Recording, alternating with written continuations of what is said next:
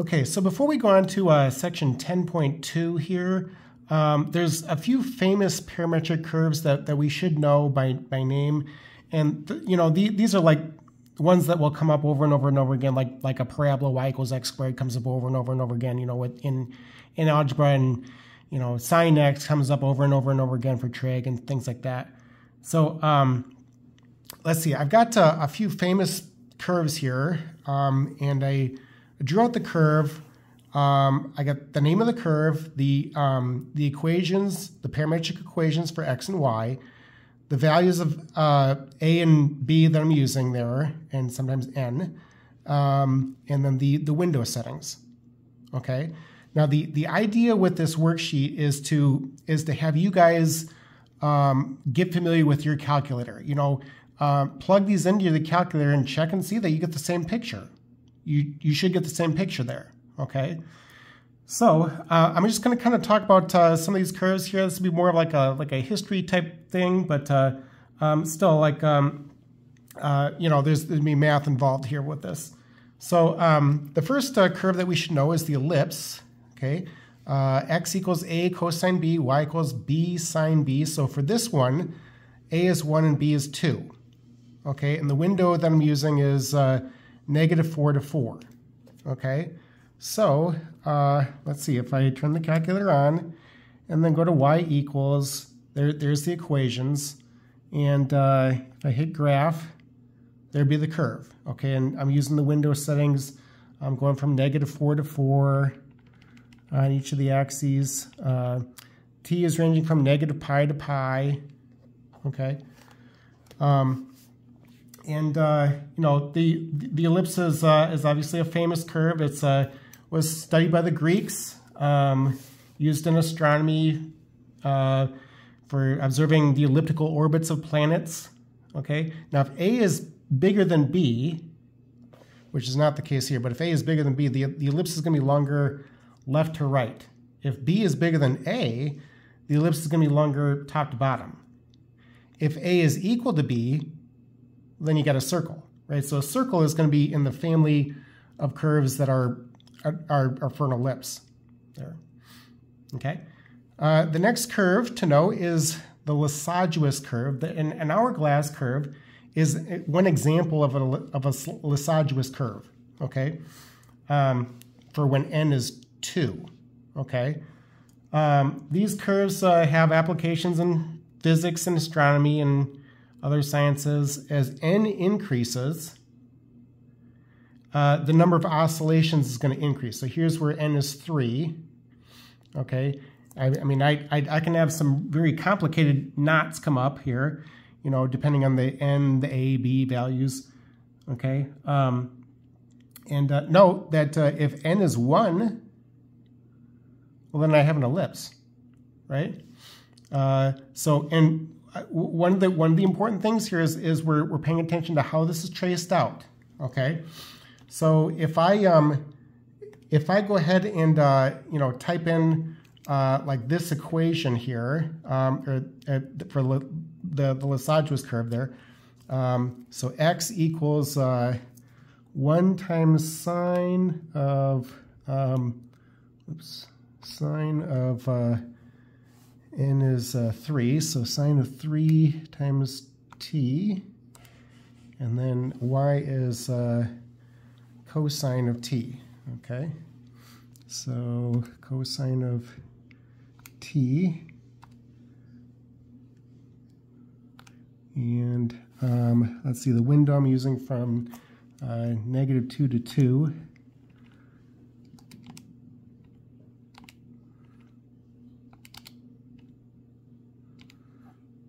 Okay, and then graph that. So now, if you saw how that was traced out, or when the calculator graphed it, it will give you the curve as t increases.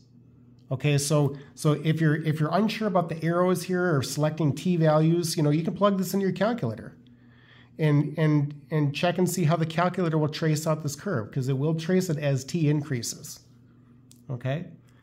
A and B determine the width and the height of the curve. Okay, so here's a 1 by 1, right? And certain ratios can produce really complicated knots, as I said. So, okay. The next one is a teardrop curve. Now we're gonna look at an example of the teardrop curve in the next section. Okay. In the next section, there's a bunch of calculus related to the problems that we've talked about here with parametric equations, and also these problems right here. And one of the examples that we're going to do is we're going to look at the area of a teardrop. Okay. A teardrop curve is an example of the pear-shaped curves, which were studied by Pascal. Okay, we know Pascal's triangle. Pascal did some other things too to then just make a triangle. Okay, let's see. A and B determine the width and the height. Okay, so from the origin there, so I got a width of a half, would be 1 all the way across there, and then a height of 2. I'm going from -4 to 4, right? And again, I can check this. I can plug this in my calculator here, and just check and see that I get the same result. Okay, so I got let's see, 2 times A is 1/2. Okay, 2 times 1/2 is 1, right? So 1 times cosine t, and then minus 1/2 times sine 2t. Okay, and then we got 2 sine t for the other one. Okay, and so let's see, the window, I'm going from -4 to 4 on both the axes there, so I'd want to change that. Now, obviously, if I don't see the whole curve, I might have to change the t values, right? So like I might have to change the t min, t max, and have it go from like -2 pi to 2 pi, just to see the whole curve, or 0 to 2 pi, or whatever, so kind of play around with that. And if we graph this curve, okay, there it is.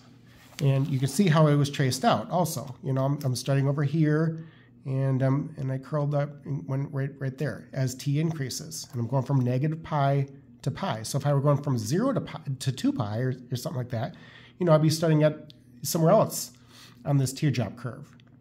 Okay? So actually, if t is 0, I'd be starting at the point when x is 1 minus 0 is 1, and sine of 0 is 0, right? So so I'd be starting right here and tracing this out, but my start point would be right here if I were going from like 0 to 2 pi or something like that. Okay. Let's see. The next one is called the Witch of Agnesi. The Witch of Agnesi really means the curve of Agnesi in Italian, but it was mistranslated and somebody never bothered to correct it, I guess.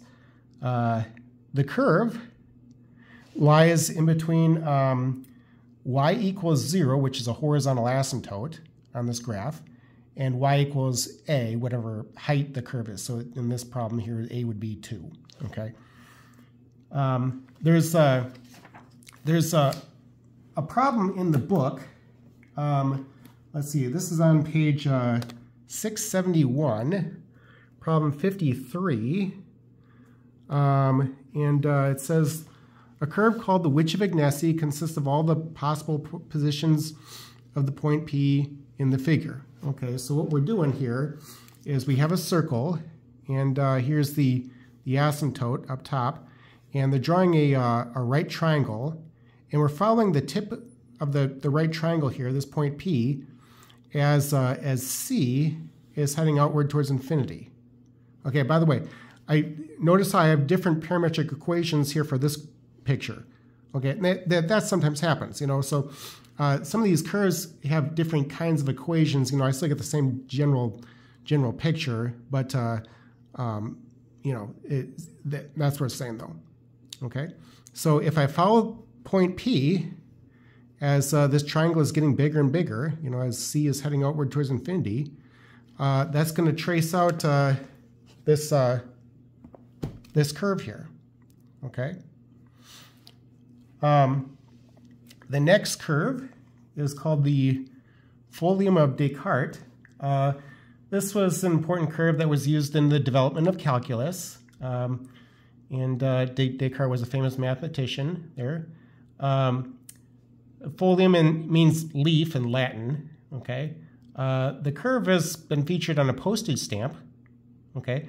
And the curve passes through the origin at t equals 0, okay? When t equals 0, x is 0, y is 0.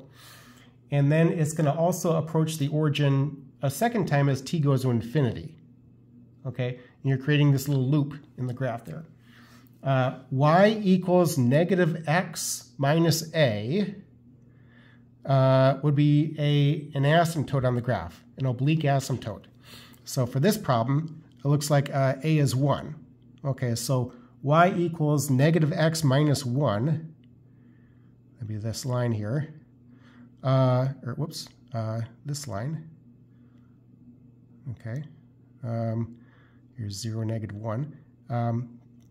That's going to be an asymptote on the graph. So the curve, while it's heading outward, in quadrant 2, is getting closer and closer to this boundary. It's never going to get there.